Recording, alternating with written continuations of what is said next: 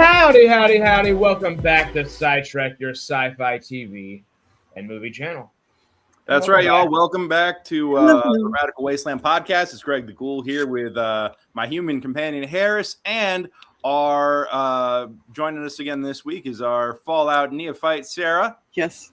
We are here kicking it, talking about episode 5, season 2 of Fallout on Amazon Prime.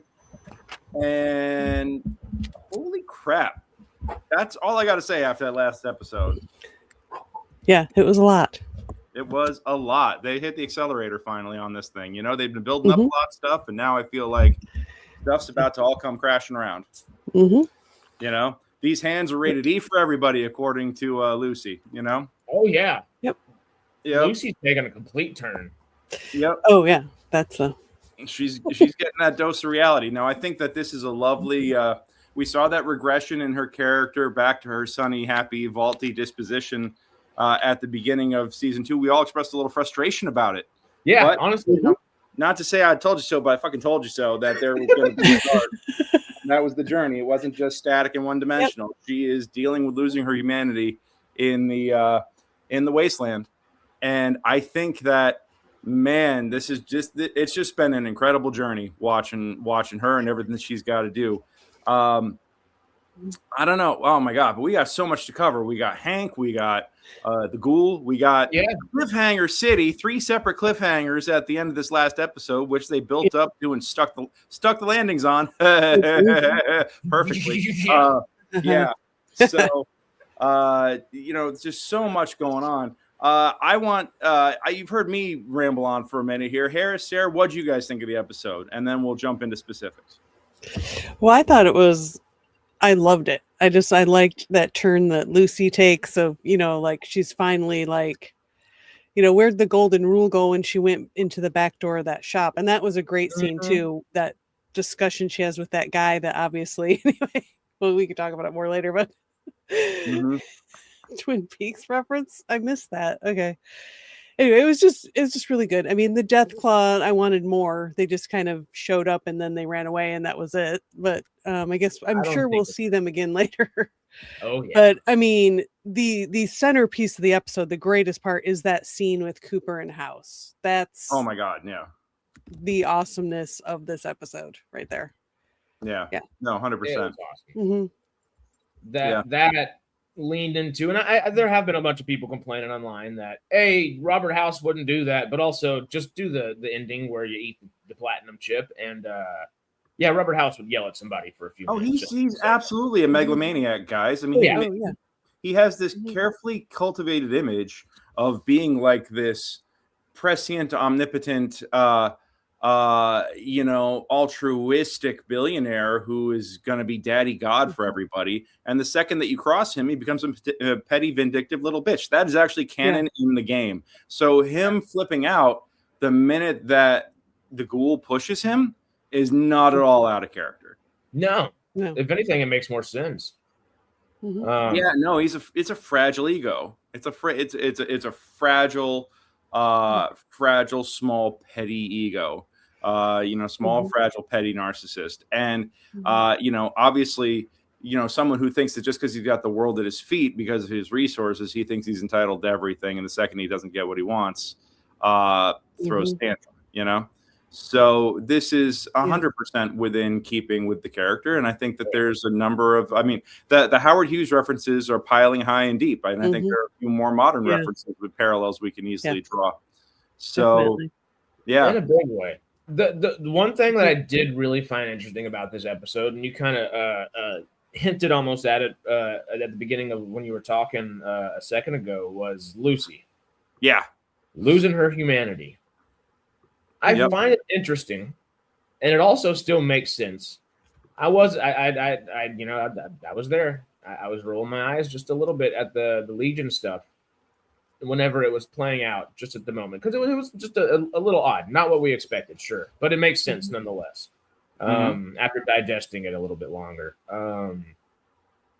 Lucy lost more of her humanity, not while with the Legion and seeing what they did, but with the events after it and right before. she got, and it's possible, and it's even plausible in a lot of the playthroughs and just things that people are used to. But the Legion isn't what broke her; the Mojave is.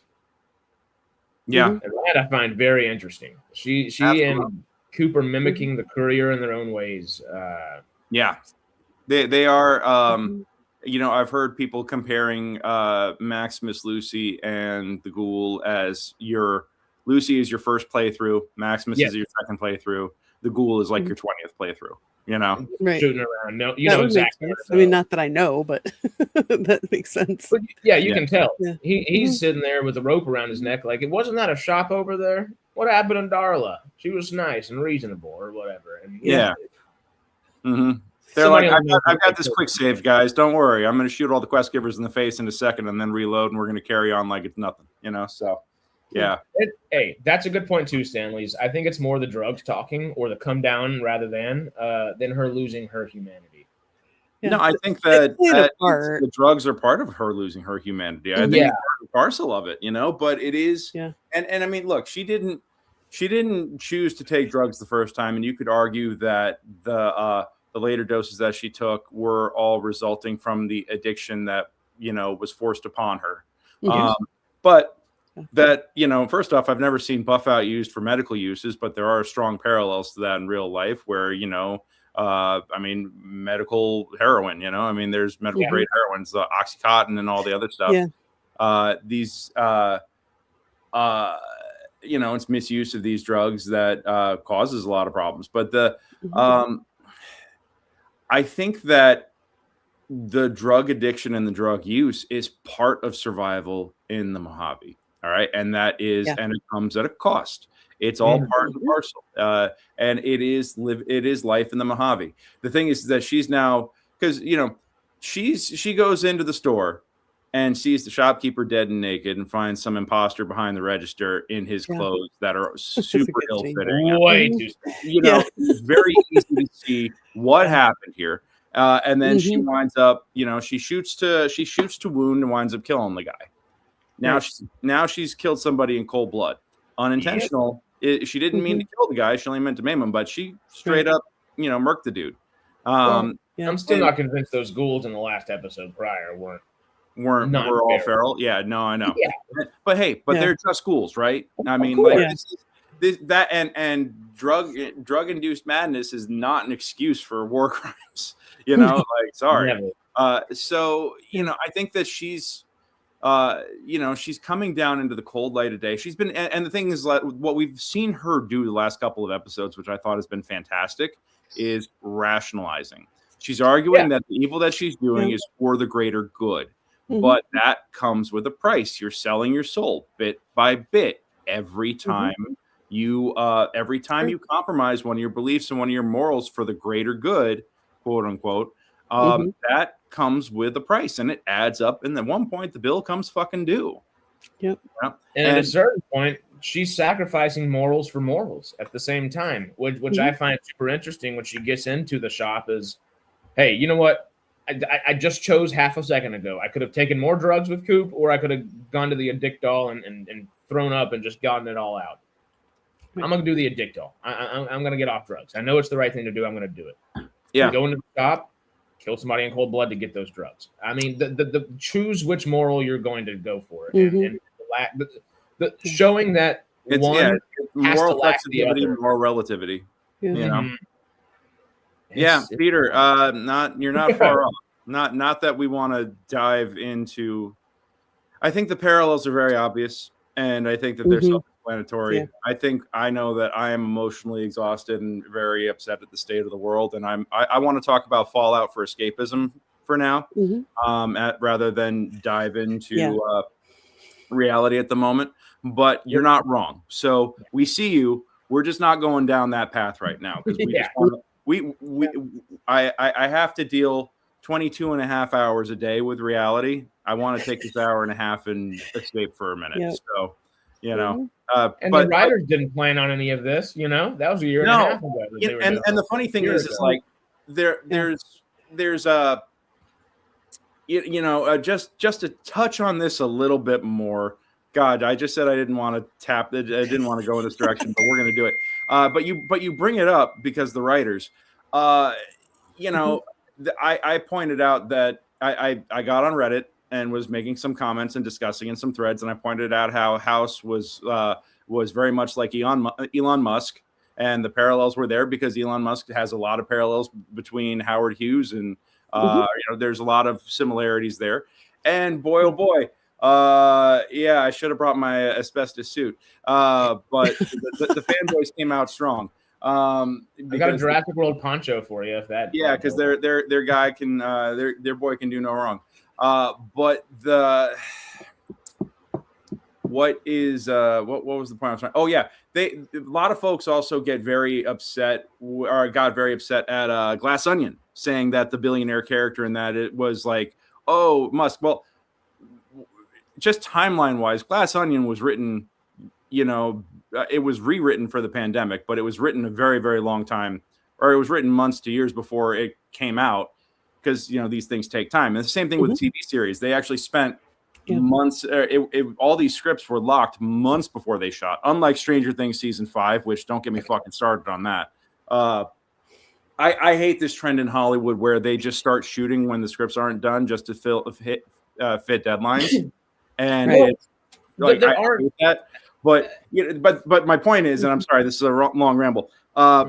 You know, the cartoon mustache twirling billionaire supervillain. Everybody's like, "Oh, you're just making fun of Musk," and it's like, well, if he didn't act like such a fucking cartoon supervillain, maybe there wouldn't be an obvious parallel. But these things were written and created before the fucker went crazy. Anyway, I mean, just to sum that up in general, we all know the old saying, "Life imitates art. Art imitates life." Yeah, art absolutely imitates life. It is the job, and science fiction in particular, it is the job of the genre of science fiction to be the mirror that I'm grabbing my coffee, that humanity looks into, to see itself and to grow and learn and get better and see where it can improve, and to confront the rot inside of it. So so that's literally sci-fi doing its job.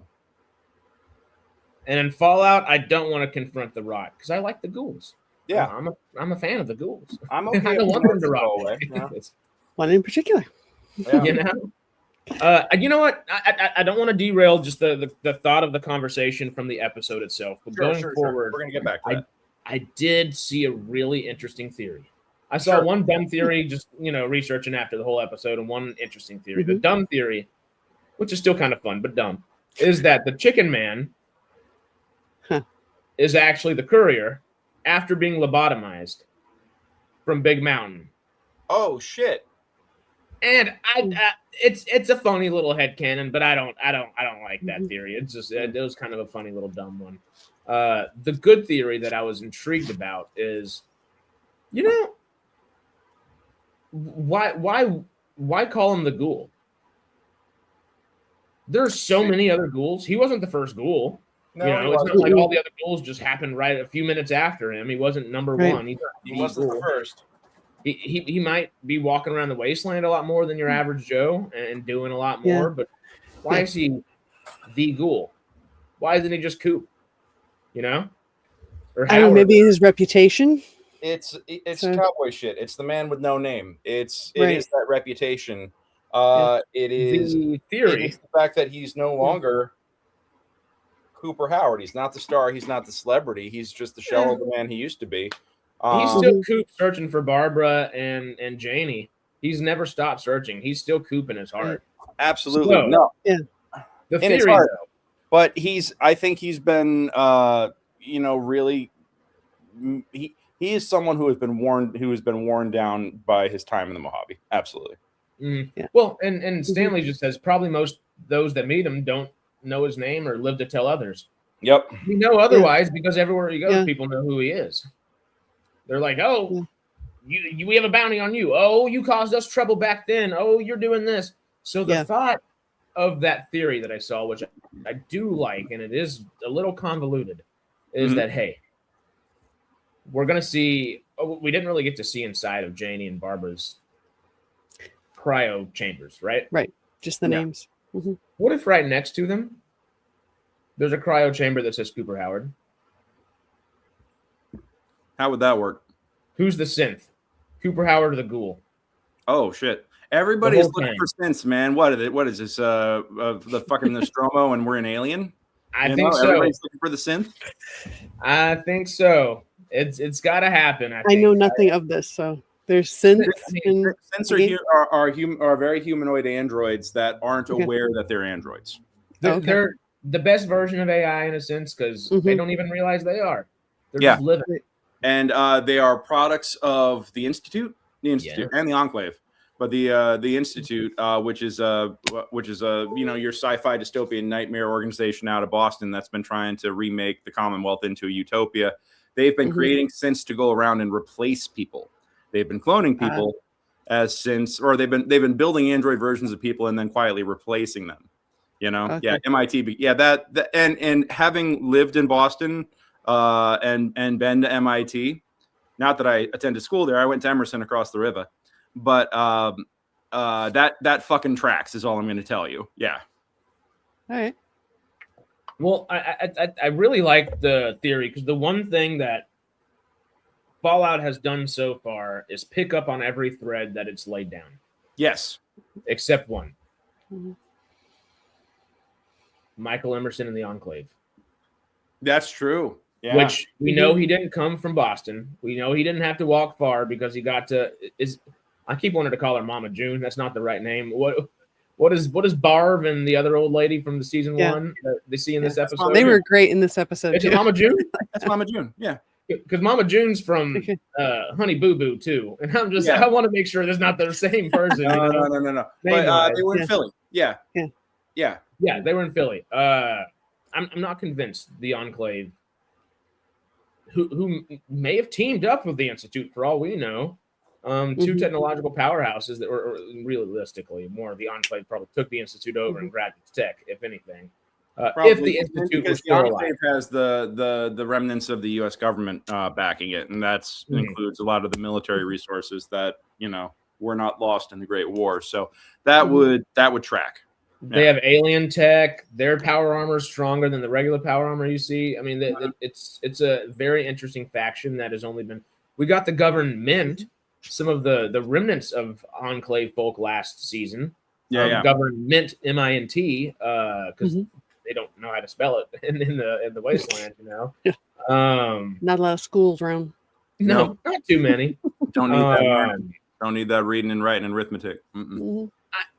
The Enclave and synths, I think, are two things that are quintessential Fallout because we've even gotten Zayden stuff in the show already. That's true. The only, I think, element of Fallout lore that they haven't talked about in the Fallout show at all, because we've at least gotten Enclave kind of things going on, and synths, I guess, haven't directly been talked about. Harkness wasn't a synth, surprise, but Harkness harkens back to synths from Fallout 4. The everybody's a synth theories that are going around feel like conformity gate to me. Like it's Fallout's conformity gate. It's like, who's the synth? It's like, bro, there's no indicator that anybody's a synth in this thing at the moment. And they haven't even said that they exist. They haven't even demonstrated it or given any sort of indicator that there's like body snatcher shit or that there's any sort of synth stuff happening. It feels like wish fulfillment. That's the twist to make the storyline that I didn't like go the way that I wanted to go. Sure, but I not in the same way like Stranger Things or anything of that sense.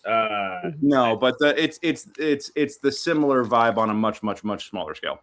Yeah, but I don't know because that's something that's so quintessentially part of Fallout that you could expect it to pop. And that could pop up in any episode, and then the opposite end of that, where that was never going to happen, is kind of like, I should have kept my options open at the same time. Fallout could do anything at any time, and it wouldn't necessarily surprise us.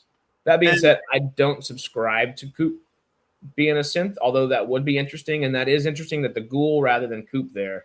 If there is a likely candidate for a synth, there's one person. Which, how the hell is she not aged? She didn't get an vault. She's not a Ghoul. Moldaver? Kate Williamson, a.k.a. Lee Moldaver. Yeah. I mean, I don't think we're done seeing her. Oh, I no. think she's going to come back at one point, and I think it'll mostly be flashbacks. But I have a feeling, I don't know, that if she is a synth, then we'll see her pop up in she'll pop back up in the current timeline. But I thought that was very interesting. How she's got the easy solution, she's got the poison, she's got everything, and Coop decides to go his own way. And I don't think that. And we're what I liked about this episode. First off, what I liked about this episode is that it built on what we saw last episode, which was the ghoul afraid. Yes. The ghoul has been cool, calm, collected all the way up until this point. And the second that he sees the death claws, we have these PTSD flashbacks.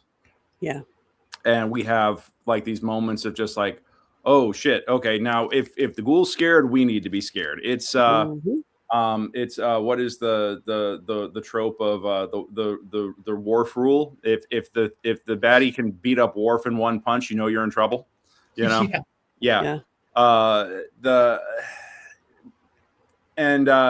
What I liked is that not only did we see the ghoul afraid this episode, but fallible, and seeing him repeat the same mistakes of his past. And these glorious parallels between, with his drinking and riding the bomb versus his drinking alone, dealing with the fact that he was there to sell out Lucy, and he's really coming to terms with the fact that this is a Dark Tower level betrayal, Well, and those parallels were just beautifully shot too. Yeah, and edited. The editing there was just it was really good, smooth, sweet, and so good.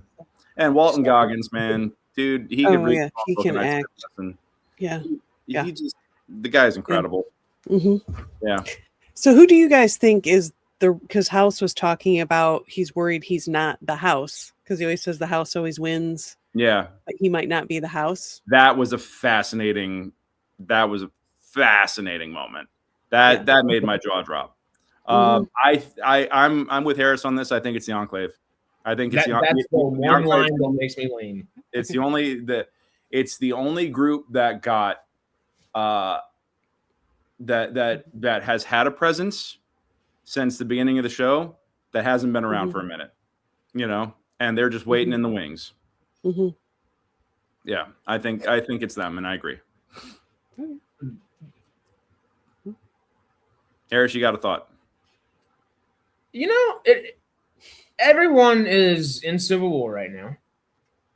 No one's going to come out unscathed. Yeah. If anything, most of these different respective factions are going to come out probably worse for wear. They're totally already. I mean, we're set up for season 3. I mean, we're moving and grooving and gunning towards it. If anything. Yeah. Are all of these factions going to have to be kind of brought together similar to New Vegas in different ways against the Enclave this time rather than the Legion? Are we going to have Legion remnants and Legion and NCR remnants working together at a point, almost similar to the Divide? Has the Mojave taken such a toll on them that there's only really one way out of it, and if teaming up is surpassing death from the Enclave, it's your only option. Enemy of my enemy. So we have like an Avengers coming together moment of all of the desert factions against the Enclave.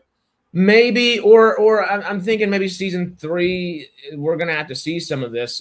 I would assume that the Enclave would come in and start wrecking more havoc, if anything, where they decimate what is left of the tribes after this season ends further, which forces Macaulay Culkin, the whoever's left of the Brotherhood, whoever's left of whichever other respective faction, and wherever they find the rest of these NCR holdouts, if Lucy Ghoul Maximus, because it seems like they do kind of get together again by the end of the season, near Freeside, Vegas, one or the other, the Strip, something.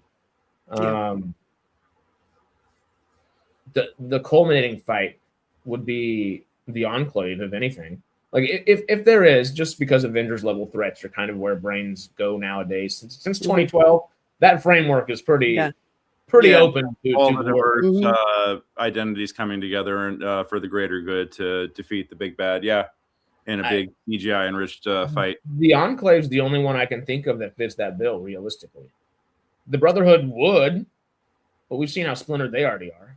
Well, it also depends on, like what's the state of the Enclave, because I mean they looked pretty good in season 1. Fallout 2, I mean, you leave Frank Horrigan in a pool of his own blood and the oil rig blows up. Now, granted, that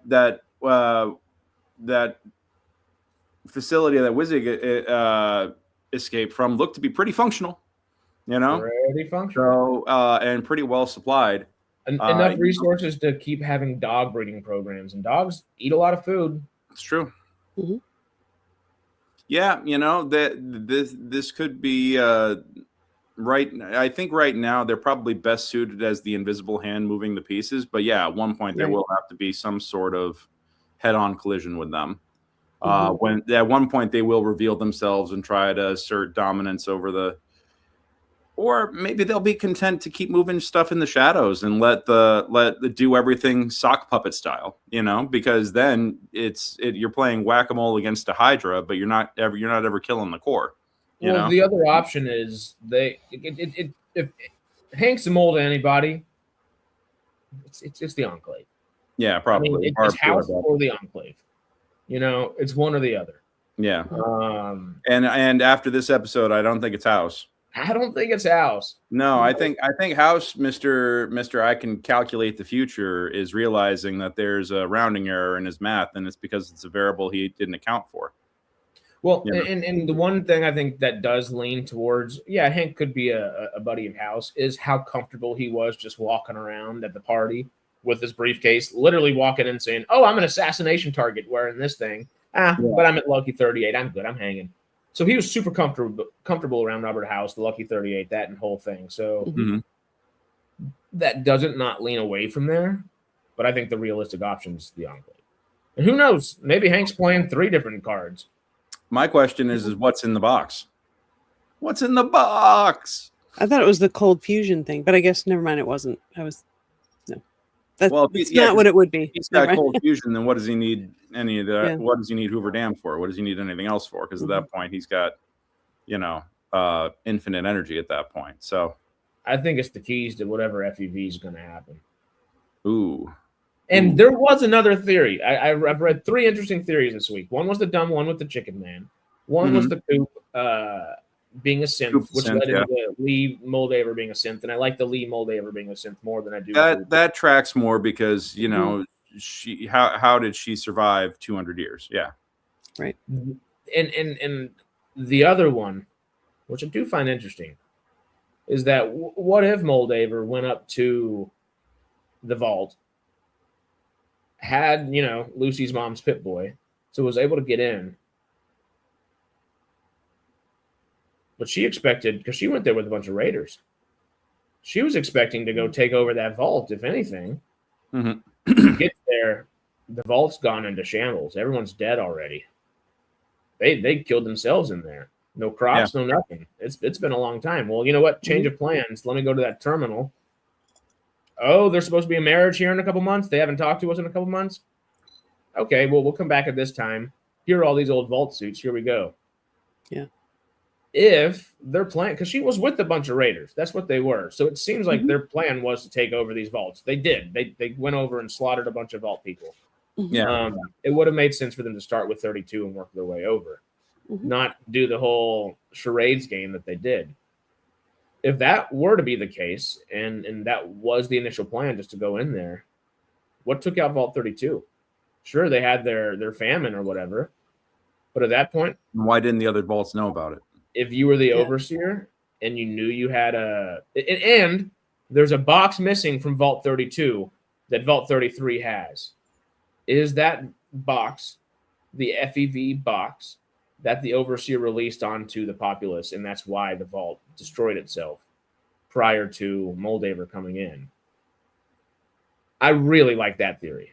That's a good theory. That's a spicy meat the ball. I like it. who knows where the hell it's gonna go? But I really like the theory so far. You know, we gotta wait and see. Is that why Eye Patch wants that box or whatever? Yeah, that was I think so. okay. I think what you're gonna find inside the keepsake box is that silver MacGuffin that was strapped to Hank's wrist. That's starting to add up. That's starting to add up. Yeah, because that's a Chekhov's gun at this point. Yeah, that box is a Chekhov's gun, and then it ties right into Norm's plot line. And boy, oh boy, great cliffhanger there. Norm getting choked the fuck out on the ground. Poor Norm. What's he wake up to? Shoot. Yeah, he's gonna wake up strapped to a thing getting injected full of FEV is what he's gonna wake up to. I've heard theories that poor little small frame Norm is gonna wind up the first super mutant. Because I think that I'm really buying into the idea that Thaddeus is going Chimera, not mutant, or not ghoul, you know, because it's the mouth with the teeth on the shoulder, you know. I don't see why a ghoul couldn't necessarily have that, but also there's about 30 years of Fallout lore at this point, and not a lick of it says anything about ghouls having body parts on their necks that shouldn't be there. Yeah. And there are other characters that do. They're intelligent zombies that don't crave brains. You know, that's what they are. You know, except the feral ones crave human flesh. Yeah. Y'all got to go see 28 Years Later, The Bone Temple. You just made me think of that. Oh my god, so good. On my I flew to North Carolina last week for my dad's 70th birthday, and I had a 5 a.m. flight out of Burbank, and I'm on the plane. And the lady next to me starts watching 28 Years Later, and I fall asleep. And there were she jumped so many times watching this thing that kept waking me up as I was asleep. I was ready to kill this lady. I was like, God damn it. But I remember because it was 28 Years Later. I was like, this is not airplane watching. This is no. We went to go see it at a house yesterday. It was all my roommates' days off and everything. So we went to go to the movies kind of midday. And we watched the first one, 28 Years Later, not the first one, but the first of these two, just prior to going to see it. And one of our friends came in, and she walked in on the intro of the movie and was like, "What the hell are you guys watching?" And then it goes so serene. It's such a beautiful movie. It's so calm and so serene. And then there's just like 3 or 4 or 5 moments of just insanity. And she walked out of the room for all the like serene moments. It would come back during all the insane moments. We're like, yeah, you're timing this really badly. This is not working well. Yeah. But it's so good. More peanuts, please. Oh, the original dwellers in Vault 32 found out about the Vault Tech experiment. They graffitied the wall saying so. That's right. Yeah. So now we know that the experiment is FEV. Yep. And it's all coming together. Yep. If that leads credence to that kind of theory, which I think it does, honestly, I think the Vault storyline with 32 and 33 here is going to be pretty intense. Is Betty going to find a way to open the box? And if it is FEV, does she hold it over Stephanie's head to get their water chip? Or does she release the virus in their like air conditioning units or in their vents or something? And does she go steal the water chip? Yeah. Right. Is Betty the mole? Is Stephanie the mole? It seems like one of them's still a mole inside of here. And it seems like it's got to be one of those two as well. My money's on Stephanie, but... Well, Betty seems to be pragmatic about everything, being like, look, you know, the experiment's over. Now it's about survival. And Stephanie is like, oh, no, we're pushing the red button, you know? And we're it's just me and my kid. Yeah. Yep. So, I'm just Googling Vault 32 graffiti. And you can share it in here if you want. Yeah. Oh, my God. All right. So this is from Universal Fan Fest or Horror Nights. And this is they had it in there's look in that Instagram carousel because there is an image in there. Could you send it in private chat? Oh, sorry. No worries. Here we go. Boom. Yeah. Yeah, it's. I want to say it's about 9 or 10 images in the carousel but Vault 32 graffiti with a skeleton in front of it. That they've been. Keep going. Keep going. Keep going. Keep going. One more, I think. No, 2 more. One more. Did he stick a hand in? He did stick his hand in the toaster. We know the truth. Boom. Mm-hmm. Oh, yeah. And there's the Vault Survivor pack that they were selling at Universal Studios if you wanted to get your own Vaulty equipment. Oh, speaking of, we should touch on this real fast. The Fallout Shelter reality show. Oh my God! Oh, yes, I saw. Yeah, I sent it to my wife. She's like, that's madness and insane. She's like, don't get yourself killed. And we've all applied. It actually is a good concept for a reality show. I mean, it's kind of like those experiments they do, don't they, for people that are going to go maybe live on Mars or whatever. And they also did Biodome, which was parodied in the movie Biodome. You know, oh yeah, Viva los Biodomes. Yeah. It's classics. It's gonna be. I'm not a big reality TV person. Game shows are the reality TV that I can kind of go towards. Mm-hmm. Big Brother in a Vault. It's not basically. It's not. Yeah. I think reality. I mean, Fallout Shelter is going to be excellent by the sounds of it. It's the same people that did the Squid Games Netflix actual competition show. Mm-hmm. And I've only seen all the shows to make a real show. It's like a little twisted, you know. But they've got if they're gonna go that twisted with it, then this is the right way for them to go because they'll bring the fucked up humor. And Prime's willing to do it. They already let Mr. Beast get the closest thing to in real life Squid Games there is besides the Squid Games game. Yeah. So Netflix has the brand. Mr. Beast has got the has actually got like the oh god, this feels bad, man. Although a buddy of mine was on the first season of Beast Games. Yeah, I knew too many people in there. And they all took it far too seriously for far too long. Sorry, y'all. Love all of you, but it's Beast Games. You're getting there for 20 minutes. Yeah, you get your 5 minutes of fame, maybe. You know. Yeah, my roommate was in it, and he did a big sacrifice in the first episode, like a whole thing, like the whole row got to survive because he sacrificed himself, and the rest of the 500 people in the other parts all left. So he was the big decision maker there. You want to guess how much screen time they gave him? 10 seconds. Half of 1 second. They only showed him falling down the chute. They didn't even. He was he tried on camera, had like a big emotional moment with him, like. Yeah, I'm sacrificing myself for everybody else. Like I'm doing it for my mom who passed, and all these like it was like a good moment he had. Yeah, and they used Zip. Yeah, like, well, sorry, buddy. Yeah, reality TV sucks. I mean, I hate it. Oh, that said, I'm really torn about whether I want to apply to this or not. I mean, I hate this stuff. I think it's exploitative. And I think it's trash TV. I'm not a fan. I think it just takes advantage of people and puts them in ridiculously stressful positions just so you can watch emotional breakdowns. I mean, it really feels like torture porn in a lot of ways. But at the same time, it's a fucking Fallout Vault. It's like, and Fallout's supposed to be that, you know? It's kind of. Are they going to give everybody the jumpsuits and everything? That'd be cool. Yeah. I'm intrigued because it seems like at first when we were hearing about it like a month ago, 3 weeks ago, whenever the news, it seems like they're going to be doing a show like this.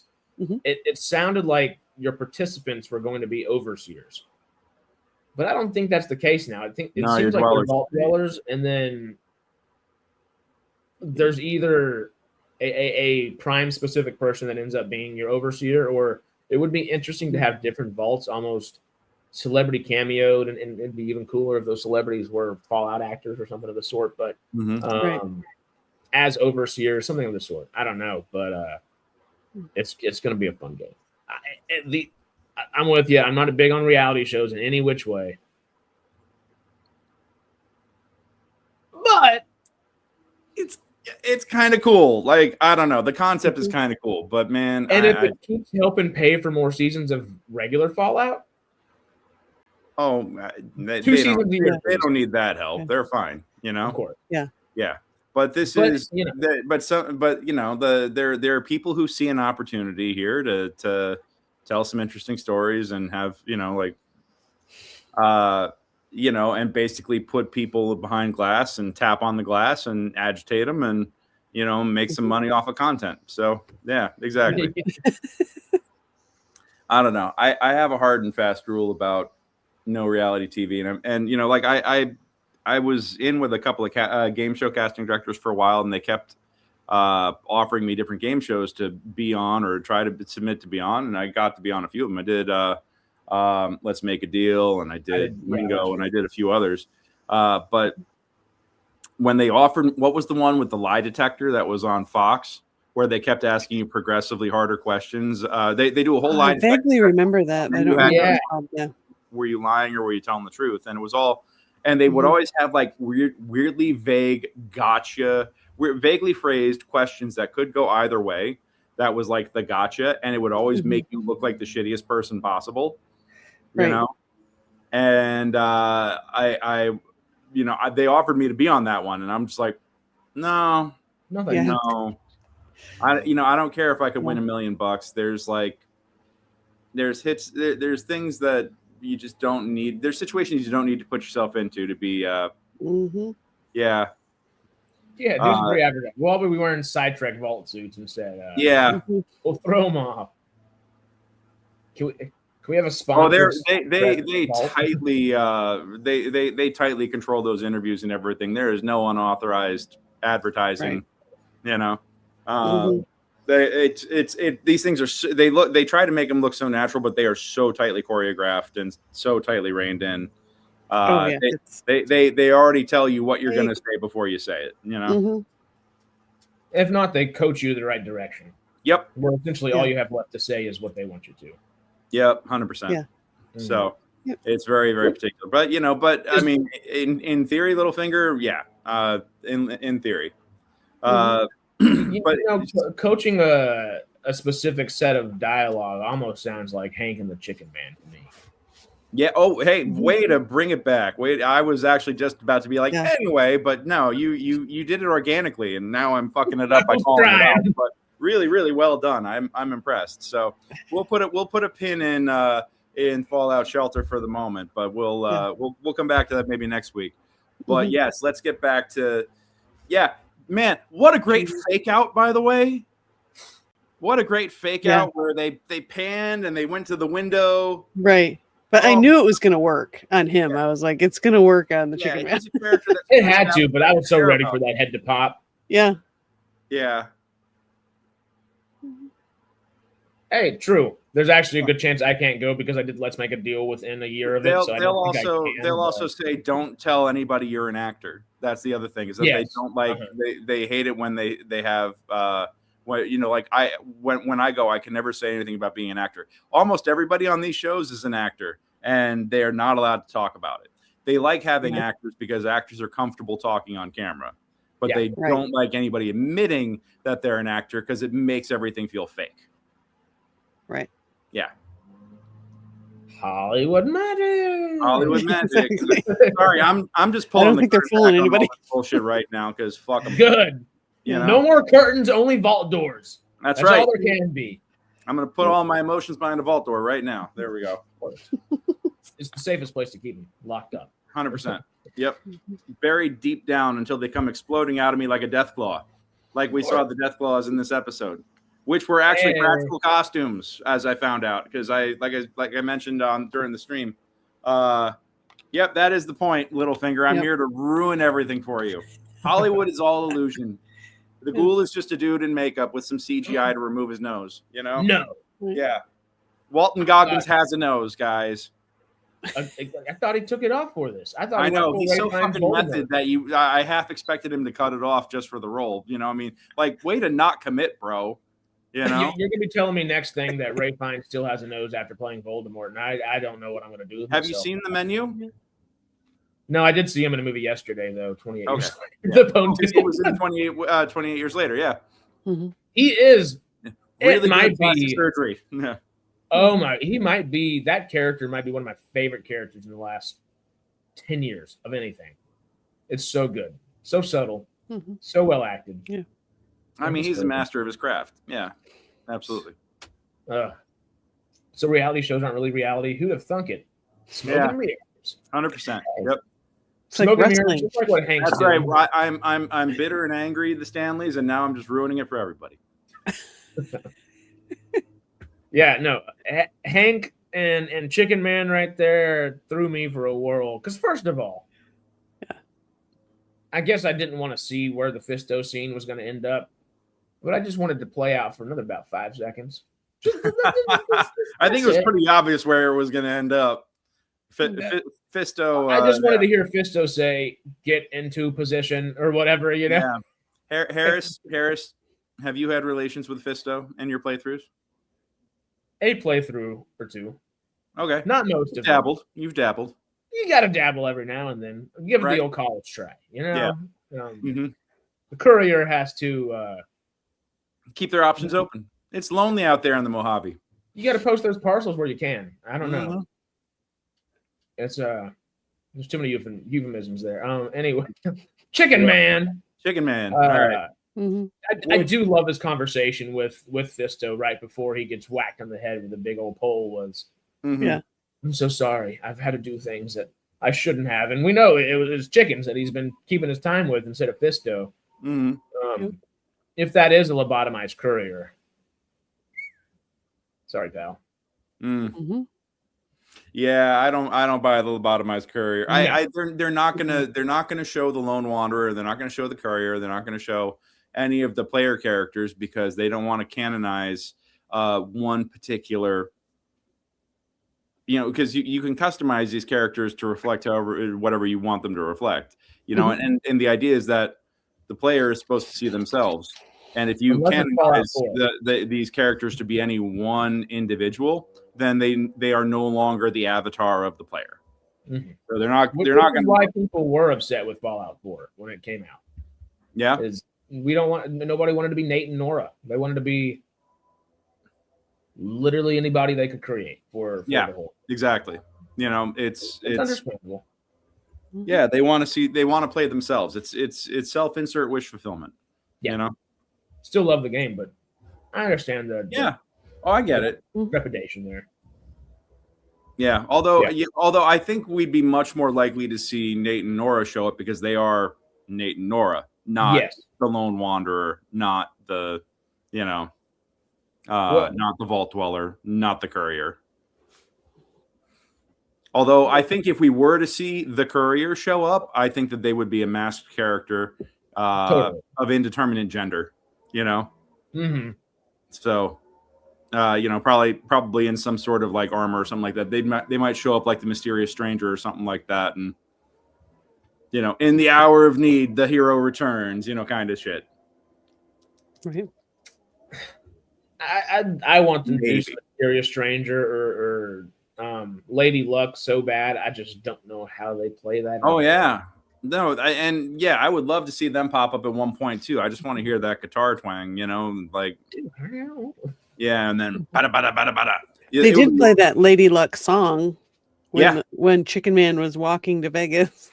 Yeah, from Guys and Dolls. I love Dolls. that cut in of him fighting the roach. From Guys and Dolls. Oh, and when he was beating up the fucking rad roach. That shit was hilarious. I loved it. I laughed out loud. That was so, and then he just dusted off and kept going. I was like, that tracks. Yep. This is a guy who stomped rad roaches before. And gotten very close to dying probably 80% of the time. But 100%. He keeps moving. He's our Chicken Man. No longer. Yep, no longer. He never was our Chicken Man. Now he is a mind slave to Hank. Which also him showing up in that hotel room at the end, my God, that was chilling. That was creepy. And he played it super well. Oh, yeah. Oh, my God. Colin McLaughlin's killing it this season. I did find it intriguing. Because, excuse me. when Lucy and the ghoul are in Vault 24 and Hank is mind controlling the flea soup lady's son in there, he is talking through there. It seems it's almost like he's using the guy as a microphone.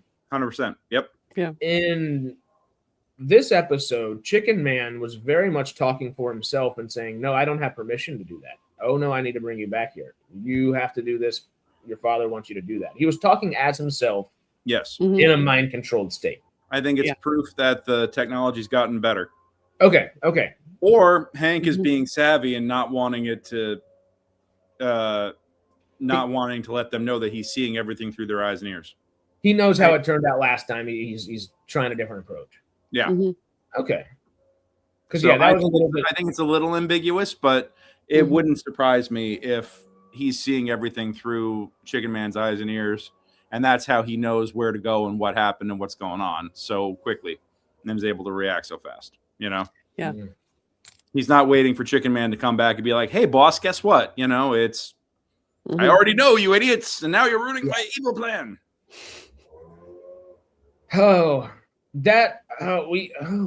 We're in episode 6. We have 6, 7, 8 left. Yeah. It almost feels like I'm really intrigued. I'm glad I said before. I'm gonna say it in a different order. I'm very intrigued to see where both episode 7 and episode 6 go. I almost just said the 2 in a row, and Yeah, don't do that. No, I gave myself a headache. I didn't even catch that. Isn't that like? Isn't everybody done with that already yet, or is it still a thing? Apparently, it's dead, but Yeah. Do dead things do memes ever truly die? Yeah. No.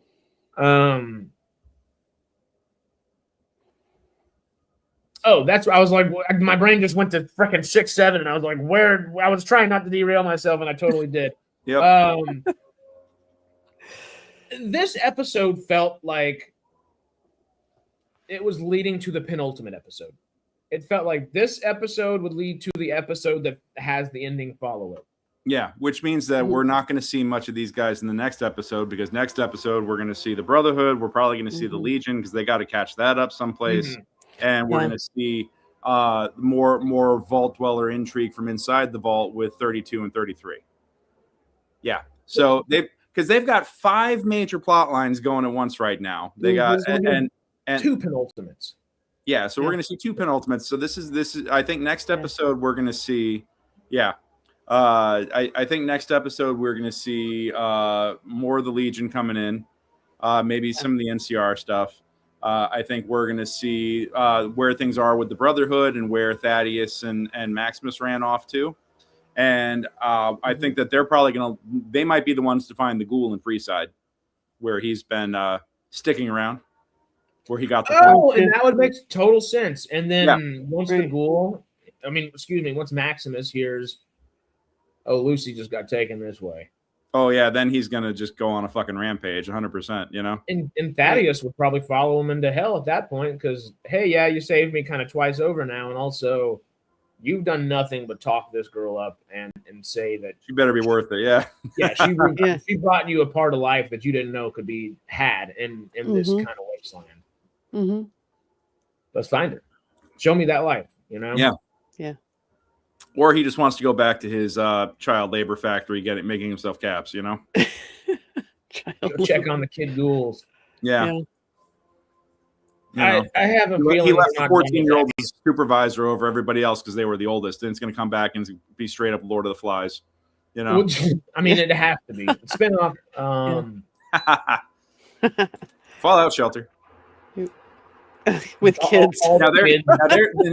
There's a reality show. Oh, it's we're on hour 12 of a 16-hour shift of popping bottle caps. Yep. The amount of frustration that you get out of that would be great. Yeah. From both the workers and viewing. But I don't think it'd be all that good of a show, sadly. Give a shelter. Yeah. Nonsense as Asperilla. As much as I love. Oh my god. Yeah, it's super brief. Did you see that Magic the Gathering did another secret layer with Fallout? This time Another TV one? based. This one's TV show based though. No shit. No, I did not see this. It's so lazy. Lucy and I think the Ghoul, and I think Mhm. maybe Coop is another character. They have individual cards and they're pretty cool. But the other ones, Sunset Sarsaparilla is just Nuka-Cola with a different skin. There's a Sunset Sarsaparilla vending machine, and it's just the Nuka-Cola machine with a different skin. It's like, come on, give it a little something. It's the biggest show on TV right now. Magic the Gathering is infamous for, recycling cards like that, so that's not surprising. Yeah. Oh, that would be fucked up. That's still, you know what, Littlefinger? I feel like that might be something that would happen. I think they would do that. Mm-hmm. Yeah.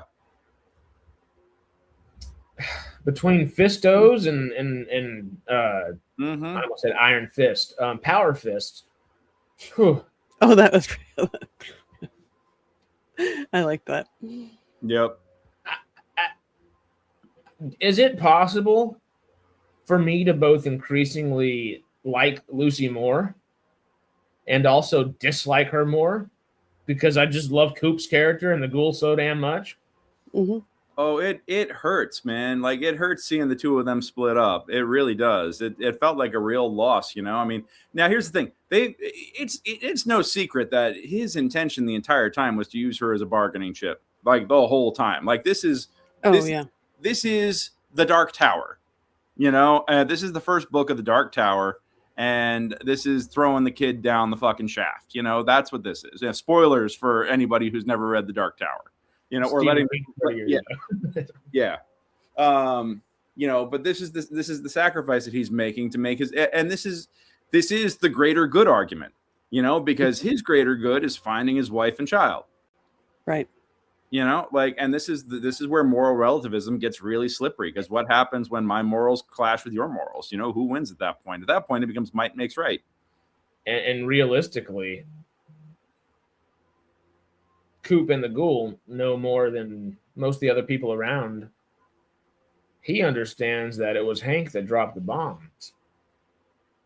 Morally, he could do a lot more bad things and still be in the high. In the right, technically, yeah, because you're talking about, taking down a guy who allegedly launched a nuclear holocaust here, potentially launched. Well, and it seems like he might want to do so again. Mm-hmm.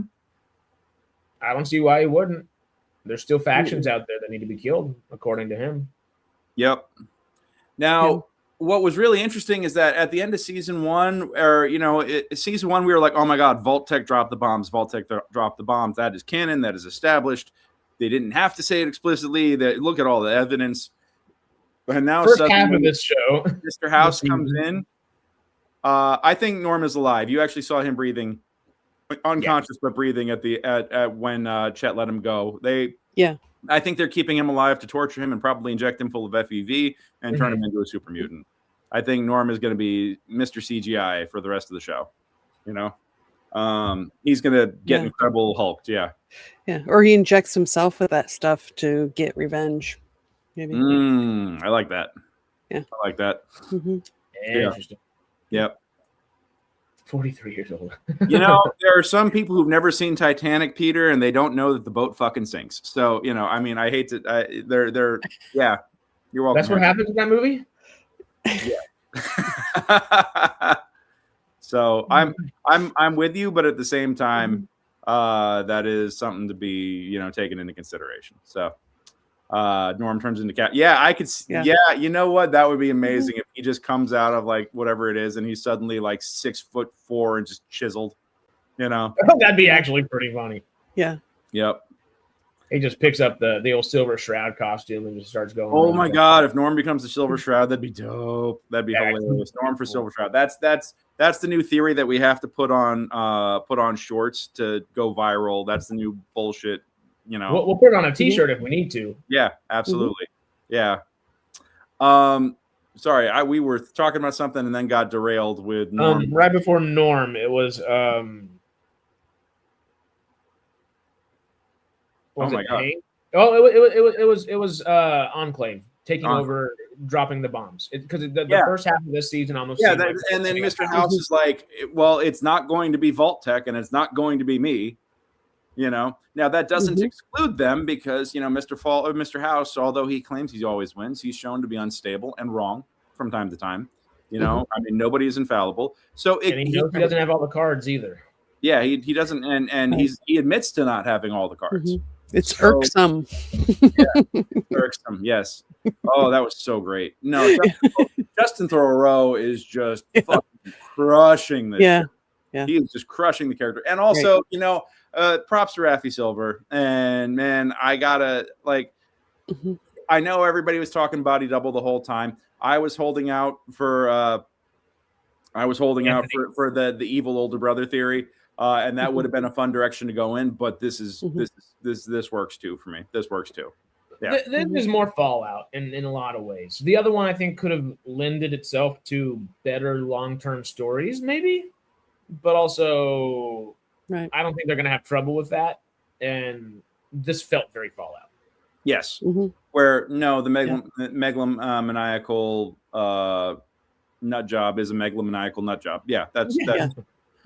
Sometimes things are exactly as they appear on their face, Well, if it walks like a duck and quacks like a duck, there's a good chance it's a duck, It could be a rad roach. It could be. You never know now. Yeah. You have to farm those. Yeah. Oh, no. You know what? It could be a synth. It could be a synth. At least that's what everybody's theorizing. So, Actually, Sarah did just say something. Plotline I don't like it. I don't like it because really they're a synth in disguise, and when that's revealed, everything's going to be fixed. That's what I've been seeing, and I'm just like, oh my god, the copium is strong. Just keep huffing it, guys. Keep huffing. Just enjoy the fucking ride. And honestly, what I really am glad to see is that the show's got its critics, but online, a lot of the discourse that I'm seeing is actually very positive.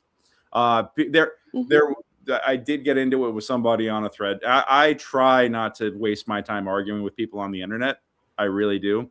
But I know I used to be that guy, and I'm just like, I have a life to lead. I don't like spending hours nerd raging out at a keyboard about, no, you're wrong. But there was somebody who posted a single screenshot about Vault 21 being like, well, this NPC says that the basement was filled in after House took over the strip, and then it was turned into a hotel after that. So this the show directly contradicts this. The writers have no respect for canon, and I'm like, bro, the writers aren't going to go through 65,000 lines of dialogue to make sure that everything is compliant. And also you could easily hand wave that away as this character being an unreliable historian. They know what they've been told, but that might not necessarily be the truth. Yeah. I haven't seen Star Trek Academy yet, but I'm going to watch it this weekend. I'm actually looking. And Peter, you're 100% right. I feel like that right now, rage bait is what sells. Nobody wants to be positive, and they all want to generate clicks. So I think it's very cynical, but it generates clicks to shit on everything, and it's very sad because I think that as a creator, that sucks and it hurts, and it actually it discourages creativity, and it discourages people from taking chances and from doing new things, and it creates this. It incentivizes being bland and not taking risks. And then people are pissed off that media is bland and doesn't take risks, so it's a no-win scenario. And when people just fill the online discourse with nothing but hate and vitriol, and then it becomes hostile. It amps everybody up and makes them hostile towards the creators. I mean, the number of creators who have been performers, producers, writers who have been bullied off social media because somebody put out a video essay about why this show sucked and why this person's horrible, and everybody got out the torches and pitchforks. It's awful. Yeah. The bias is towards the hate. The Vault 21 thing, though, it did make me roll my eyes in the same way that, because I literally just played the quest last week.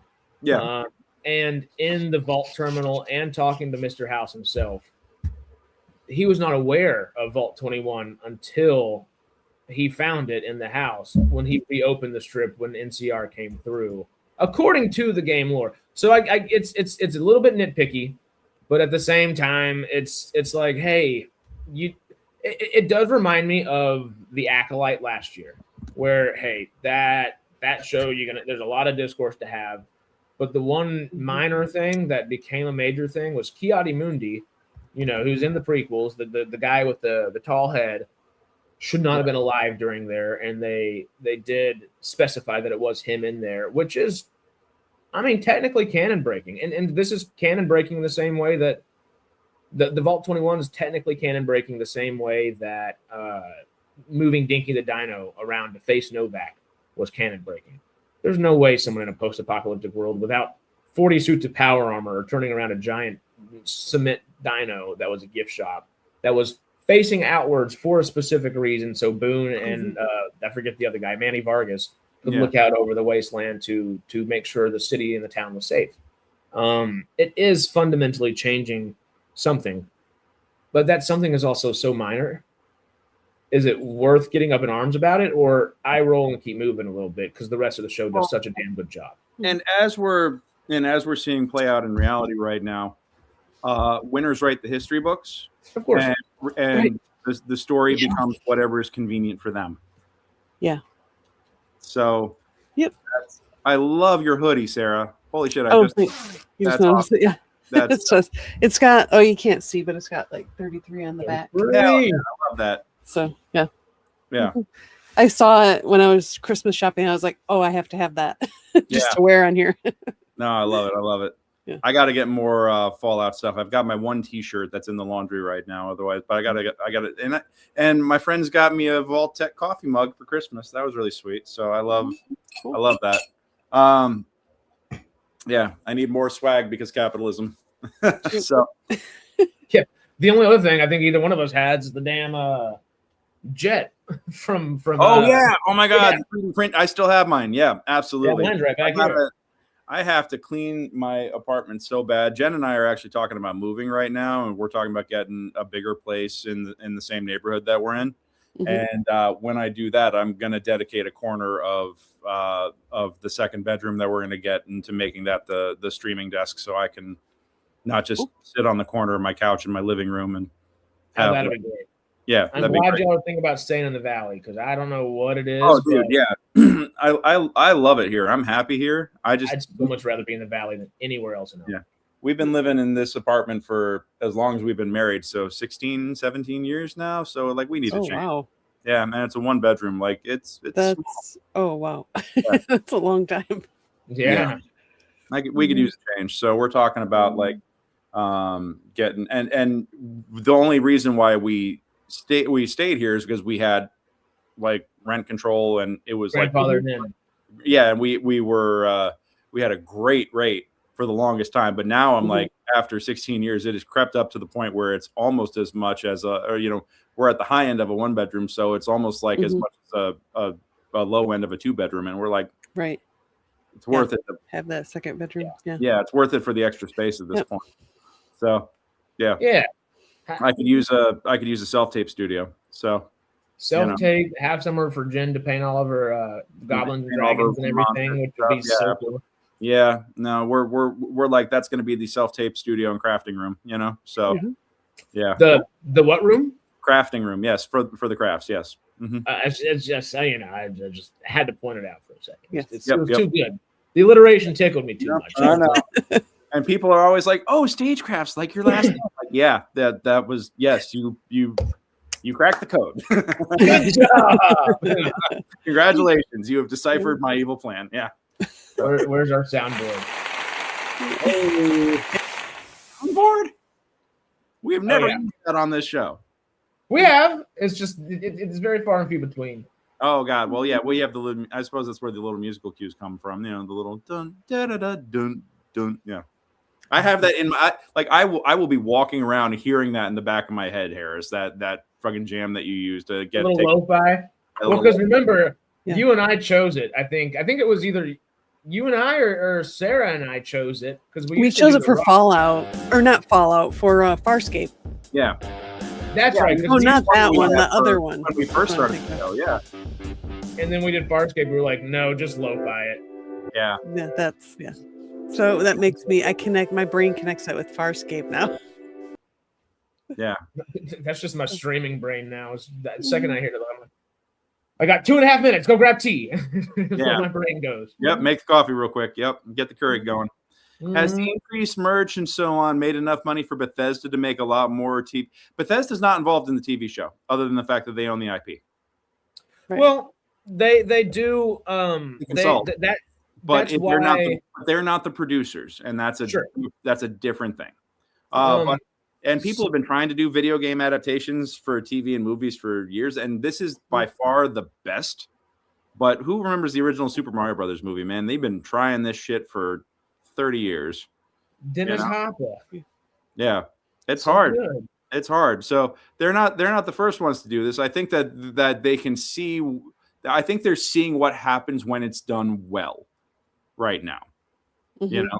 But I think there have been other good adaptations. I think this is the best, you know? Yeah. Well, yeah. Oh my God. Well, yes. The biggest uptick that they've ever seen before as well. Yeah. More people playing 76, more active. I mean, if you look at the Steam numbers, more people playing 4, 3, New Vegas. Yeah. I haven't seen the Halo series. I don't know if it's any good or not, or how faithful it is. I mean, the trailers look pretty good to me, but I liked it. I don't know how faithful it is to it's more of like a story in the Halo universe. And I think people were trying to want it to be like the game, and it wasn't. And so everybody hated on it, but I thought it was good. Yeah. I think Sarah and I think Jay was kind of in the same tune where we all really enjoyed it as a sci-fi show, but also I don't think any of us know the Halo lore enough I definitely don't know it like Fallout. And it just wasn't, I don't think Master Chief was, if they would have just called Master Chief a different Spartan or something like that, then I think people would have been a lot happier. But the fact that it was Master Chief, I think rubbed a whole lot of people wrong, and all the true hardcore Halo fans, right, not too happy about it. No. Yeah. Yeah, I think what I really want to see is more new content, but unfortunately, Elder Scrolls is the bigger franchise for Bethesda, so therefore they're going to focus on that. And they're going to get the next Elder Scrolls out, and then they'll do Fallout 5, which is going to take 5 to 10 years or 5 years for them to do that, because it's going to be bigger and more sprawling.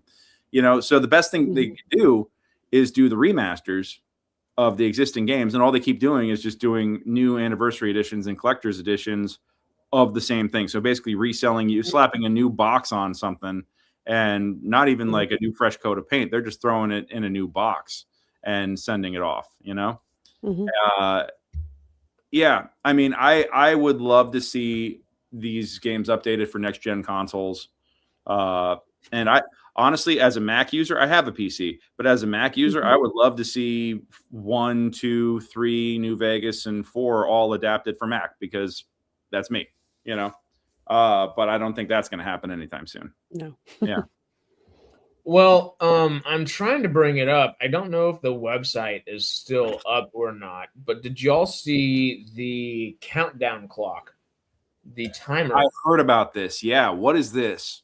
So everyone's thinking it is and the big prevailing theory, I should say, is that it is a Fallout 3 and a Fallout New Vegas remaster shadow dropping on the same day. If that happens, excuse my French, but I'm gonna shit my britches, and I'm gonna have it. It's gonna be a big day. It's gonna be a fun one. Yeah. And it's the timer ends when the season 2 finale airs. The timer ends when the season 2 finale airs. So that is most definitely the more likely option. Yeah. But as fans of big Bethesda properties do, we like to theorize and unravel things and look further, because Bethesda likes us to look further. So it is their fault that we do this, but also...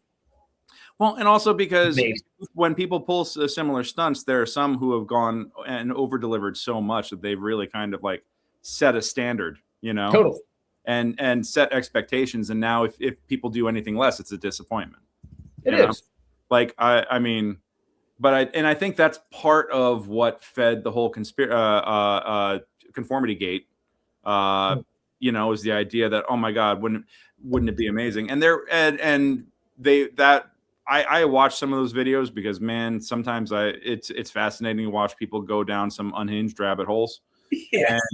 And but they were pulling from, like, well, Stephen King wrote a whole book going, like, where it was like, here's your happy ending. Do not read any further unless you want your happy ending ruined, you know? Yeah. And they're like, well, they took so much influence from Stephen King. And there's a whole D&D module that I thought it was Vecna in it, but no, it was Acererak, another lich, another undead wizard, where it's a Tomb of Annihilation, where in the OG Tomb of Annihilation, at one point you fight a fake Acererak, and when you kill him, the module actually says, close the book, start putting your shit away, congratulate the players on a wonderful job that they just did, you know, and then at the next session have Acerak's minions attack him and reveal that he's still alive, you know, or you could just end the campaign right there. But there's a whole other chamber where the son of a bitch is hiding in the bottom of there's an even deeper sub level where he's hiding and still has you know, a form. And then you have to be incredibly clever to decipher this stuff. Like, it would require out of game metagaming knowledge in order to figure this out. But they go through, but what gets me is that they go so far to say that in the book, they say, close the book and end the session, congratulate them on a successful adventure, you know, and it's not over, you know? So I can understand some of the hype behind it being like, man, wouldn't it be incredible? But there was just so much, other than that, there was so much of an overwhelming lack of evidence that there was anything else coming. And that's why it was like wish film. Because you think if they shot a whole 9th episode, that they wouldn't have, that somebody would have leaked. Yeah. Would have leaked. I mean, the whole plot to fucking Doomsday is out already because of leaks, you know, and I'm avoiding them like the plague. I haven't even watched the mini trailers yet. I've only watched 2, and I usually love watching them all. But I'm with you. I just kind of, I don't care enough to watch it either anymore. I care enough to go to the movie theater. Yeah. I'm gonna go see the movie. I like going into Marvel movies as fresh as possible. You know, I don't like having, you know, I've heard the theories. I'm trying to avoid it. So I'm pretty ignorant about what's coming. I'm the opposite. I love the hype of it all and theorizing, and I like the anticipation going to the movie theater, even if I know a few things. Okay, so how are they going to make that work? You know? Yeah. Halloween was supposed to be an anthology series, and the fact that the 3rd movie bombed so hard, that's why they just went back to Michael Myers. You know, but that was supposed to be an anthology horror series, which is why Halloween 3 has nothing to do with the rest of them. You know, H2O. Yeah, and then Stranger Things. Yeah, reboots drive me insane. You know, so anyway, yeah.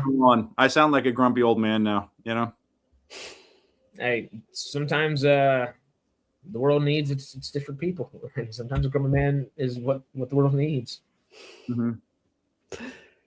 Yeah, that does seem like a little bit of a kitchen sink. 100%. You know, I think, and I'm intrigued, and I'm excited, and I know it's going to be X-Men versus Avengers, and there's going to be a lot of wish fulfillment happening in there, and we're going to see. I also think that we're going to see an insane body count, and then when Battle World comes around, it's all going to be retconned. So, you know, yeah. So exciting. Yeah. I don't know. I'm hyped, but I'm cautiously hyped. So I'm just so over it. I'm so glad we have things like Fallout and Murderbot and Foundation and all these other I am too cool things to actually discuss that are cool things rather than all right, we're gonna do the same. I mean, and hey, everybody's got a formula. We all, I mean, we love Stargate, and Stargate is very formulaic in a lot of ways, but it's so overdone on the MCU. Yeah, I'm kind of done with it too. I'll watch it because I'm supposed to, I guess, and I'll give it a chance. But it feels like, and don't kill me, Greg. It feels like the Die Hard formula, but worse. In the sense of, well, I love the Die Hard formula. But, you know, after they did Die Hard for the next 10 years, how many Die Hards did we get? Oh my God. Since Guardians of the Galaxy, every movie in Guardians of the Galaxy. We're just trying to recapture the original magic of Die Hard, and they've failed to some degree or another. But yeah, no, Speed is Die Hard on a bus.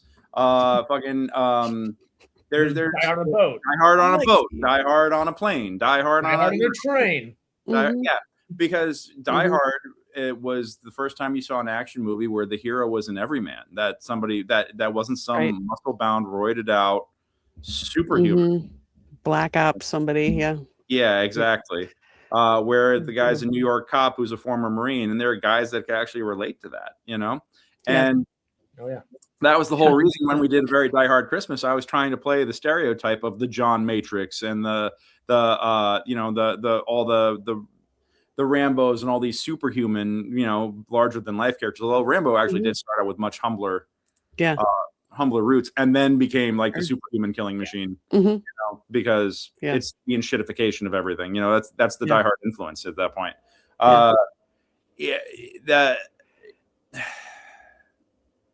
Sorry, I could go off on a rant, but the whole reason why we did that's right, Die Hard Christmas. I played Carl not as a friggin' 6 foot tall blonde ballerina. Agree. I'm not a 6 foot tall blonde ballerina. But more importantly, like I have could be though. I at least have the frame of someone who could be a bodybuilder. Like even though I'm much softer than that, I have the framework. And the guy that we had playing John McClane was like 5'8" and skinny, and it was we played this intentionally as a passing of the torch between the generations of action heroes. Where we go from the superhuman to the everyman. And that was like the subtext that the critics did not understand when but then again, expecting LA theater critics to have any sort of media literacy is a stretch in itself. Anyway. I had to explain it to somebody, and then they were like, I had to explain it to one of the critics, and then they kind of shouted it out in their review, but it was largely lost on folks, so it is what it is. We took a big swing, and I'm very proud of the results. But my back hurt so much, I'm not going back and doing that again this year. I'm getting too old. You're not gonna do it this year? I'm not going to do it. No, I'm not even going to direct it. I'm just going to produce it this year. I'm going to let Veronica's going to direct it again this year. She did a great job last year, and we're gonna pull in somebody else to play Carl. We'll hold auditions. But I had fun. I got to do it. It was a role that I've been wanting to check off for a while, so I'm really glad I got to do it. But yeah, it was a lot. So we'll fly Matt out, our Stargate Matt and Doctor Who Matt from. Okay. He's 6'2" or 3 or 4. Can he sing? We'll find out. All right, that's fine. Yeah, I can't avoid the reviews give those of us that in the cast that couldn't sing a beating. So anyway, where were we? Just overall with Fallout, we kind of MCU'd for a second there. Oh yeah, that's right. I'm so glad to have Fallout fill the void. Fill the void of excitement that has been there for the last 15, 18 years of what the MCU's brought. We've got Fallout. Game of Thrones did it to a degree, but it kind of did it simultaneously and captured just a whole different zeitgeist. But Fallout is, I think, like by far the biggest show around right now. I think the only other shows that do similar numbers are House of the Dragon and just remnants of Game of Thrones. Yeah, they had Kyle MacLachlan was on the Today Show yesterday, but he was coming on just as I was leaving to take my daughter to her school, so I couldn't watch it. But oh no! And he's going to be at Emerald City Comic Con, by the way, too. Oh, sweet! So, hey, Mr. Twin Peaks. I'll get to see him or not, but it was good to get a Twin Peaks reference in the same week that we're celebrating David Lynch passing after a full year. Yeah, that was good. Yeah, that was good. Oh yeah, we watched Dune when that happened. We did. The '84 Dune. Yeah. Oh wow. Still, I love it. It's not as good as the new ones, but I do it. Yeah. Yeah. All right. Any other thoughts on Fallout? Because we're about an hour and a half into this puppy. What are our final thoughts besides just, oh my God, we've been set up for so much for these next 2 episodes, and the finale is going to be. I just want to say we're eating good. we're eating real good right now, and I Mhm. want to express gratitude for great characters, great performers, Mhm. great arcs, and they have continually turned this universe on its head, so you never quite know which way is up, and I am really glad for that. I heard like early on that critics who had seen the full season are going to be like, yeah, people will be about it, and I'm like, I don't know where the hell they're getting that from, unless Right. they just absolutely failed to stick the landing. But I feel like, which is always a possibility. Endings, finales are hard. Yeah. But I mean, they've set up such great tension. They've set up such great stakes. The relationships are like intricate and interesting, and I am enjoying the arcs. And you know what? I mean, honestly, like Ella Purnell is crushing it because her descent into moral relativism and that slippery slope is so. She's you see the justifications, you see why they're logical, and then you see where but you already know where it's going, and you're like, oh honey, no, and that's where she's headed, and I fucking dig it. So and Ella Purnell's always been great. Yeah. Walton Goggins can just chew through a scene like few others can. Yeah, he's and we give him his flowers all the brooded, time. and he just was so engaging, just brooding. Oh yeah. Oh yeah. Like God damn, that is Jon Snow's got nothing on aura. Goggins. That is aura. Walton Goggins Mm-hmm. has aura. And, yeah. Yep. I because loved we him in talk about him and his and acting Sons so of much. Anarchy. Yeah. He's great. Oh, that's so as Venus. Yeah, absolutely. Venus and it's so good. Yeah, The that was first so time I ever saw good. Playing that kid, that he was so good at doing that. Oh my god, I loved it. Little Texas boy, I didn't know what I was watching back. I was like 11 years old watching Sons of Anarchy for the first time. Like, hey, probably shouldn't be watching this, but I'm going to do it anyway. I was like, what is going on? And then Venus is just such a good character. You're like, I might not understand everything at 11 years old, but I'd be friends with Venus. It's just one of those kind of things. Yeah. No matter how good he is, though. SOA, shout out to Ryan Hurst for getting cast as fucking Kratos. Oh yeah. Yeah. Yes, it's gonna be so good. That's good. Yeah. Yeah. That's gonna be dope. Perfect. Yeah. It's absolutely perfect. Yeah, that's my husband has his Funko thing of that character. As Kratos, or as he has the Kratos one, or Sons of Anarchy character. Oh, so he's got what's the character? Opie, yes. Opie. I wanted to say Happy, and I knew that was wrong. Yeah. Happy is David LaBrava. Yeah, who also is incredible, and yeah. Yeah. And long and happily life, happily ever after, as long as you don't watch Mayans. Yeah. So. Yeah. And as much as we do gush and ghoul about old Walton Goggins, frickin' Ella Purnell is chewing just as much scenery. I mean, obviously, Goggins is under makeup, and he gets the cooler lines and the better this, because it's just such a cool character. I don't know. Ella Purnell's making Pokey cool again, so I don't know. She's pulling it off. Her and Aaron Moten. I think Aaron Moten kind of gets not pushed down a little bit, but the two of them being kind of your head honchos and walking around wandering with them. Yeah. With them mostly mentally, but and Aaron Moten's great with, like showing the internal conflict of a child who's never really had the opportunity to mature, but has been forced to grow up. Yeah. Yeah. Yeah. No, like his internal conflict, he's playing it so well. Like the torn loyalties, the anguish that he was feeling, you really felt for him when he's confronting oh my God, he still should have shot Quintus. Oh, he absolutely. But but you understand why he didn't, because this is like that's the final bridge you cross before you leave the life, everything you've ever known forever. Try to build something new. And emphasis on that's try. Terrifying. Yeah, try. Absolutely. Yeah.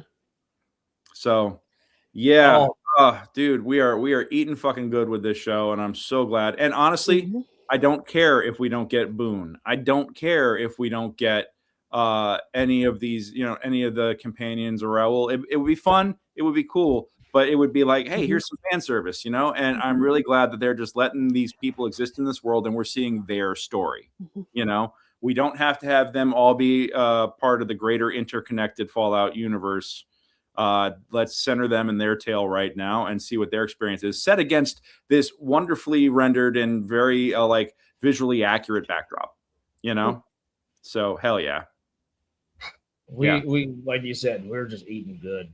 Yeah, we've got all the Blanco mac and cheese we could need in front of us right now.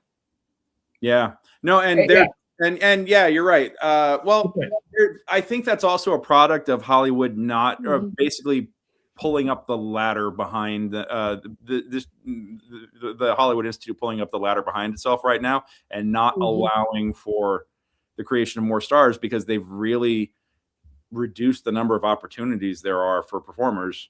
They're putting out less stuff, so as a result, there's fewer opportunities for people to build a career at the moment. So, if they keep banking on the same names over and over again, and people are getting older.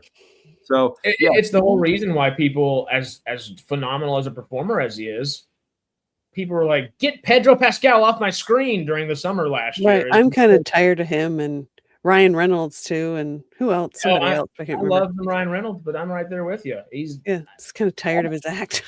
Well, and the bad part about it is you tire them out as performers so much, where you get not always, but you tend to lessen their performances by putting them in everything because and it's possible. We all remember Michael J. Fox, Marty McFly, and going back on the set like literally 2 sets for like 20 hours a day for a while, and he had 2 great performances, in his TV show that's eluding me. Family Ties. Family Ties. I was like Days of Our Lives, but that's definitely not right. Family Ties. And of course, Back to the Future stuff. But now, if you put Pedro and everything, and if you put Ryan frickin' Reynolds and everything, as much as the guy's such a good performer, they just end up doing the same damn performance over and over and over again, and it is tiring. Yeah, because you don't give them enough time to get it. I hate to complain as an actor because yes, we're struggling to get jobs more than just about any other freaking industry, but when we get a job, it is nice. And on top of that, we're being threatened to be replaced by AI, and AI generated video is only getting better and better. And, theater is going to be the only place where actors can thrive soon. Peter, I hear you about Strange New Worlds, and NCIS is another show that keeps going on and on where they bring in new co-stars. But you got to understand, those are 2 shows out of a handful that are being produced compared to how LA alone used to have over 80 TV shows in production, and not to mention feature films, but 80 TV shows in production that every episode every season would be 20 something episodes long. Every episode would have anywhere from 1 to 5 or more co-stars and 3 to 5 guest stars. Yep. You're not seeing those numbers anymore. You're seeing single digit numbers of TV shows in production. So while one show has a lot of unknown 30 plus actors, we're not like the whole industry has shrunk so much because what they're doing is they're funneling instead of like shotgunning stuff out there and putting a little bit of money into lots of different projects, they're putting a shit ton of money into a handful of projects. And that reduces the number of it helps that the minimum wage in California is $17 an hour. Like it's an expensive state to live in, but it is all relative. I see people giving a shit about the gas prices, but I'm like, but our minimum wage is a hell of a lot higher than the nationally mandated one and what a lot of other states have. So it's still if you look at percentages. Sure, but the quality of living so much better elsewhere too. Like I guess going back to Texas for a little bit, seeing $1.98 gas prices and $2.13 gas prices, and people just being happier. People just having more money in their pocket. Their dollar goes so much further. Yeah, we might have the higher minimum wage, but it doesn't go further. Your dollar goes so much. It stops. You get to spend that dollar on one thing. That's it. Not any other state, but it's a conundrum. It is a conundrum, and I don't think any of us have the right answers for it. Hopefully, it's not that different here in Seattle. It's pretty expensive too. So yeah. Sometimes keep it simple, stupid works. And hopefully Hollywood can find a way to make that work again, because we Now, need. well, Hollywood's been taken over by the multinational corporations who find it cheaper to fly entire productions to Eastern Europe or to Scotland or to everywhere else. They'll do that to save a dime rather than keep the job here in America. And that's the thing, is that the Hollywood studios used to be based in Hollywood, and that's where they were. Right. Now they're multinational, they're part of international conglomerates, and this is now the whole world's their oyster. Yeah. And they'll choose wherever it's cheapest, and that's the problem.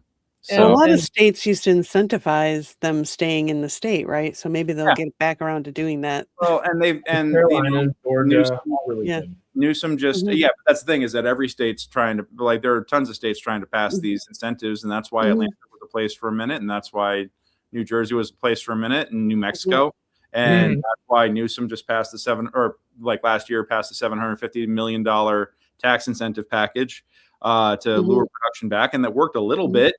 Fallout came back for that reason. Hey, huzzah! We got to peek over the curtain a little bit, which was cool. But they can't compare with the deep pockets and being able to go shoot everything in Eastern Europe for half the cost, or not even like 20% of the cost. They just can't compete. So I know it's another dicey topic, but ultimately, it feels like, I'm not saying it is, but it feels like it's SAG's fault. SAG is the biggest monopoly in this industry, and it's no different than a mega corporation of anything else. It gets in the way of creativity just as much as it helps people get there. And as I hate saying that, because it should be some debate topic. I see your point, but as a card carrying member of SAG, and I'm just being transparent, of course, I'm not. I see your point. SAG is existing to guarantee minimums in both wages and standards, and I don't think SAG is. I've heard people say that SAG is an archaic organization, and I think it is behind the times. I voted no on the last agreement because I didn't like how they were handling AI. And hopefully they were woefully underprepared for it. I don't care what Duncan Ireland Crabtree was saying, or Crabtree Ireland was saying. I thought they sent us up the fucking river with that. But the problem isn't. I think SAG is an easy scapegoat for the employers who are like, the union, we don't want to deal with the union. Well, of course they don't want to deal with the union, because the union enforces minimums, and tries to help its members and enforces safety standards, when the studio system used to chew people up and spit them out and have women on diets of cigarettes and water so they could be super skinny for the camera, and have stars in abusive contracts that underpaid them for doing 5, 6, 10 movies in a row at a time. There's reasons why the union exists, and I think it's incredibly important. I think that but the bigger problem is that these media companies have all been bought up by international conglomerates, and you have Amazon, which was a fucking online store producing television now, and you have Apple, that's a fucking technology company producing television now, and they have global reach and global resources, and they're going to go wherever it's cheapest. I mean, that's the fuck, and they can hem and haw all day and bitch all day about how it's have a passport. The bad thing is those two specific channels are making the best stuff too, and they're the biggest fish, and they've got the most power, and they got the most money, and that basically they're setting the rules and they're setting the agenda now, because they're the ones. They got the money, they got the power. So in that same light, SAG shouldn't try to aim to be that, because it very much has seemed, especially the last 20, 25 years, it seems like SAG has aimed to, as they incorporated AFTRA, SAG and AFTRA should be totally separate. All of the different specific unions should be, it's turned into something much more vitriolous than, because SAG is just as vitriolous towards new actors and new smaller actors. If you've been able to, obviously, I've been here for 6-7 years. Oh God. Around that time. I remember the merger. I voted in favor of the merger because I saw where media companies were going, and with the advent of streaming, how traditional television and film contracts no longer applied. You needed one union to handle the new frontier that was online streaming, which is not regulated the same way. That's right. And it was very reactionary, and it made sense for a moment.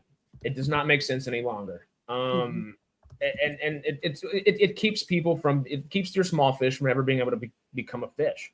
The small fish just get eaten up by anything else. It is almost impossible, nigh impossible, to jump into anything nowadays. It's the lack of everything going on in production, like we talked about. It's single digits productions rather than double digits.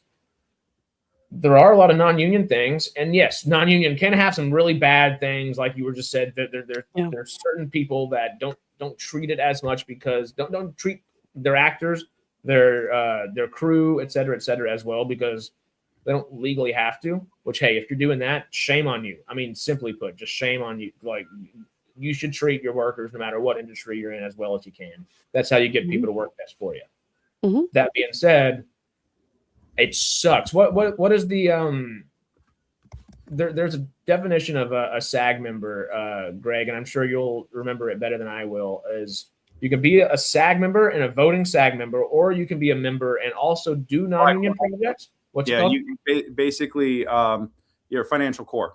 And that was pushed through by Republicans who wanted people to have the right for work, which is really the right to work for less. Well, you want to get let's get fucking spicy here, okay? You know, right to work is bullshit. But let me tell you, the industry is so hard right now. I'm not gonna lie, I took a long, hard look at FICOR, going like the only things that are happening right now are all non-union, and there's nothing else happening right now. I decided to vote instead of going non-union or going FICOR, which is a non-voting or a non-voting non-member of the union who still gets to work with benefit of contract. You know, that's what I don't love about that is I hate that. I hate that. It's selling out everybody around you. Now I have never I have never had a union contract on a big project. I've had a couple of union contracts on indie projects that I've been in, small things, some new media stuff. But the best professional contracts I've worked under have all been background, but I still won't sell it out because you got to draw the line somewhere. And I don't know. I have big feelings, and unfortunately I really I have to go. Otherwise I'd stay here and dig in and throw it out there. 4-hour podcast. Yeah. No, I mean, honestly, if we want to do another state of the industry podcast at one point, I mean, I did the debate with Jamie, it was a great one. That was awesome. That was a good. That was a fun one. I remember walking into that and hearing him go, "You fuckers should just get back to work." And I'm like, "Wait, I thought you were you're arguing in favor of his argument threw me for such a complete loop." That was a good time. I love when Jamie, even if he doesn't believe in the side of the argument he's going for, he's like, he goes all in. This side, big respect. I'm big doing respect. it. Mm-hmm. Yeah. Yep. So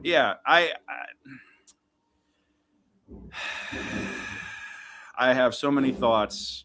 It's just so dicey. And I also want to say that these are my own personal opinions and do not reflect the stances of SciTrek as a channel. Just throwing that out there.